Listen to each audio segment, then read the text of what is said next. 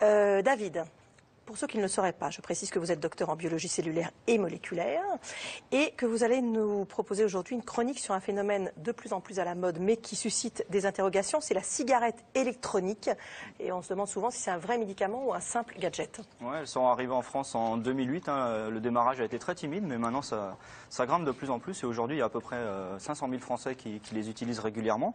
Alors effectivement, le problème, c'est qu'on a du mal à les classer. C'est ni des produits du tabac, vu qu'il n'y a pas de tabac dedans, ni des produits de substitution, comme les patchs qu'on trouve en pharmacie. Donc, du coup, elles échappent à pas mal de réglementations. Et en plus, il y a très peu d'études qui étudient leurs bénéfices ou leurs risques éventuels. Alors, comment ça fonctionne déjà ? Alors voilà, un petit rappel de base. Bon, il y a beaucoup de marques. Il y en a qui ressemblent vraiment trait pour trait à des cigarettes, d'autres non. Mais le principe est toujours le même. Donc l'idée, en fait, c'est qu'on va faire chauffer un liquide pour produire de la vapeur. Et cette vapeur, on va l'aspirer. Donc c'est pour ça qu'avec une cigarette électronique, on ne dit pas qu'on fume, on dit qu'on vapote. Mais le principe de la mécanique, c'est une batterie en fait reliée à une résistance qui va faire chauffer ce liquide. Et ce liquide, donc, il se trouve dans des cartouches, et c'est des cartouches qu'on change régulièrement. Et donc, dans ces cartouches, soit il y a des arômes seulement, soit il y a des arômes plus de la nicotine à différentes concentrations. Alors, pourquoi de la nicotine ? Parce que c'est la substance qui rend accro les fumeurs et dont ils ont le plus de mal à se débarrasser. On reste sur ce liquide, qu'est-ce qu'il y a dedans exactement ? Alors, il y a deux types de liquides qui sont principalement utilisés. De la glycérine végétale, qui est un liquide, somme toute, assez naturel. Et puis, sinon, c'est du propylène glycol. C'est lui qui suscite le plus d'inquiétude. Alors, pourtant, il faut savoir qu'il est utilisé depuis très longtemps et un peu partout. On le retrouve dans l'alimentation en tant qu'additif, dans des sauces, des assaisonnements. On le retrouve en tant qu'agent d'hydratation dans plein de produits cosmétiques. Et puis, même en médecine, il était utilisé dans les nébuliseurs pour faire des aérosols, pour délivrer certains traitements contre des maladies respiratoires, contre l'asthme. Donc en fait, on a pas mal de recul et il ne semble pas que le propylène glycol soit dangereux. Le souci, c'est que des fois sur Internet, on le confond avec un cousin à lui, l'éthylène glycol, qui lui est beaucoup plus toxique. Alors il y a plein de substances différentes, je ne sais plus combien dans les... Des milliers. Ouais, des milliers dans les cigarettes normales. Plus de 4000. Ouais, est-ce qu'on les retrouve dans ces cigarettes ? Ça, c'est un point qui a été pas mal étudié. Donc on peut reprendre les résultats d'une analyse publiée dans le Journal of Public Health Policy, qui a rassemblé un peu les résultats à ce sujet. Alors, comme il n'y a pas de tabac brûlé dans les cigarettes électroniques, on s'attendait évidemment à avoir des différences importantes, et c'est le cas.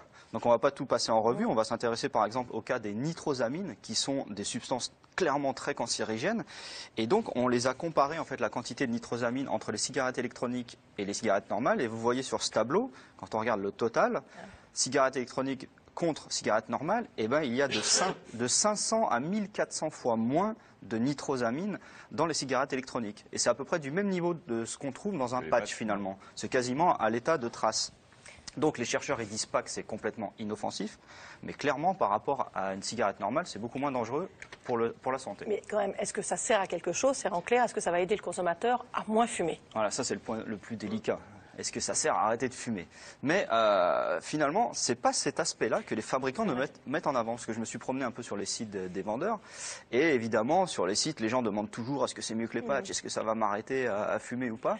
Mais là, les réponses sont toujours très prudentes. On dit attention, notre cigarette électronique n'est pas un médicament. Elle n'a pas pour but le sevrage. Demandez avis à votre médecin. On sent qu'ils n'ont pas envie de se faire tomber dessus pour allégations mensongères. Bon, c'est honnête, d'accord. C'est honnête parce qu'effectivement, il n'y a pas encore eu beaucoup d'études sur le sujet. Néanmoins, il y en a eu deux là récemment, parus respectivement dans American Journal of Preventive Medicine et BMC Public Health. C'est des équipes américaines et italiennes. Donc, c'est ce que ces chercheurs ont fait, c'est qu'ils ont pris des fumeurs qui n'avaient pas forcément envie d'arrêter de fumer, mais qui ont décidé de passer à la cigarette électronique.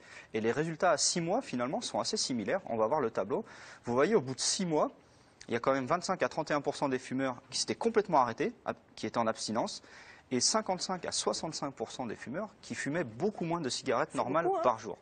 Donc c'est assez encourageant. Pas mal, ouais. Bon, attention, cependant, c'est des résultats à 6 mois, donc c'est pas assez. Et en plus, ces essais incluaient pas plus de 220 patients. Donc il va falloir attendre d'avoir plus de recul pour trancher, mais c'est quand même encourageant. Et ça ne voulait pas dire qu'ils avaient abandonné la cigarette électronique pour autant? Non, certains, enfin, avaient tout arrêté, mais d'autres continuaient la cigarette électronique. Il a le droit d'intervenir. Oui, justement, c'est là. Il a le droit, mais pas au moment où je vais poser une question. Vous n'allez pas vous y mettre à deux aujourd'hui, quand même. Moi, je trouve qu'elle a été vachement pertinente, sa question.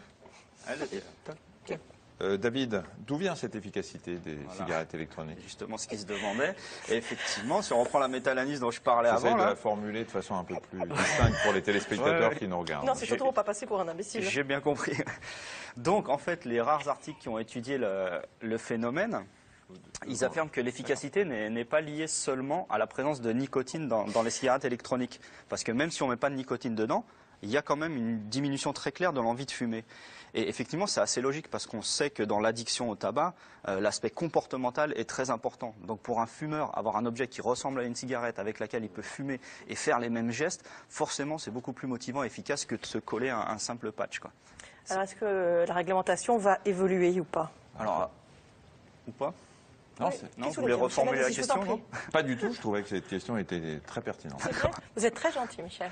Donc en France, on est très très prudent sur le sujet. Il y a l'Office français de lutte contre le tabagisme qui est en train de mener une mission d'évaluation sur le sujet. Mais en attendant les résultats, il insiste sur le fait que la seule solution, c'est l'abstinence totale qui doit être obtenue via un vrai suivi médical. Et quant à notre agence de sécurité du médicament, depuis 2011, là, comme on le voit sur le communiqué, elle recommande de ne pas consommer de cigarettes électroniques parce que la nicotine, c'est une substance dangereuse et addictive. Mais ce qu'il faut savoir, c'est que comme la teneur en nicotine de ces cartouches, elle ne dépasse pas 10 mg, ces cigarettes ne peuvent pas être considérées comme des médicaments et elles ne peuvent pas être vendues en pharmacie.